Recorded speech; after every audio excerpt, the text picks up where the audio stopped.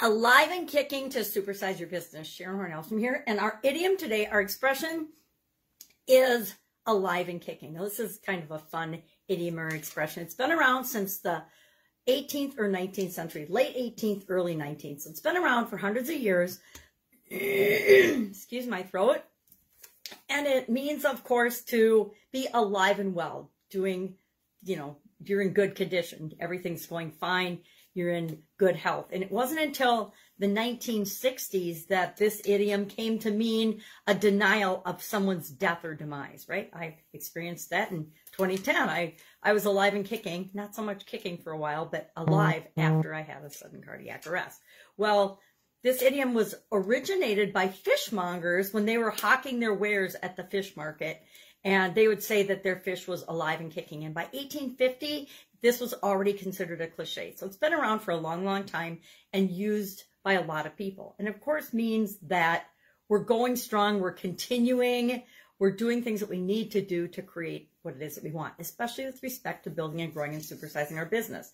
So my question for you today is, what makes you feel most excited, most curious, most alive and kicking about growing and building and supersizing your business? What do you love to do? What are the things that really get you moving and flowing and give you the energy to grow and build your business? For each of us, it's a little bit different. I, for one, love nerdy things that have to do with growing my business. Processes and systems and automations are what excite me. How things work and how we can make them better and consistent, those are things that I've always been interested in. Ever since I was a little girl, I was that kid taking apart clocks and little mechanical things. And I noticed my second granddaughter does the same things. She has to see how everything works. And I think it's fascinating because I was curious and adventurous that way.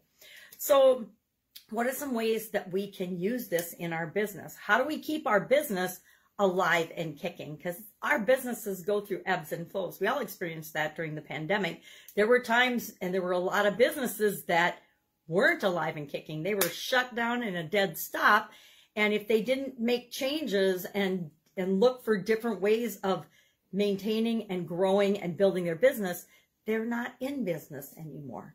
A huge number of businesses close every year. And I think for a lot of reasons, but one is because we lose our excitement and our enthusiasm about the business that we're in, the people we serve. And one of my favorite ways to stay excited about my business is to be curious, to learn from other people, model other people, and then find things that I'm curious and excited about as I'm growing and building and supersizing my business and helping other people to do the same thing.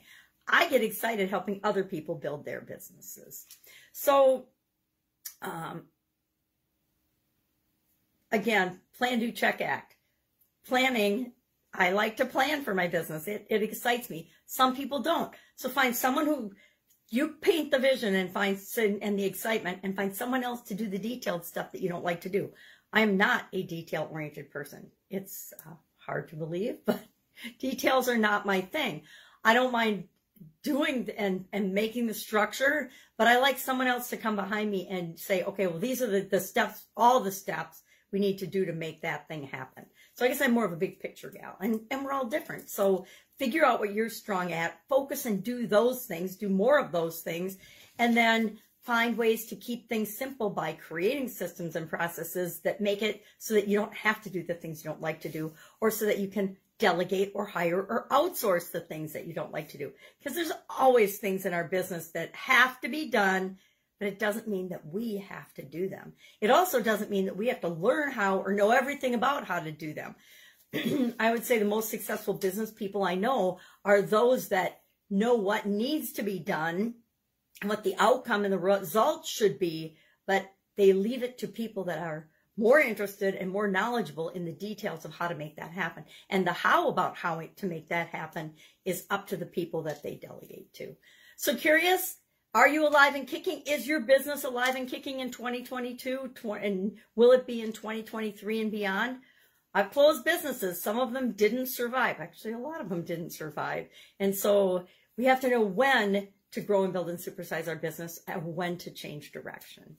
Have an awesome day. I will be with you tomorrow with another interesting idiom. What does it mean? Where does it come from? And how might you use it in your business today? Have a great day. I'll be with you tomorrow. Bye.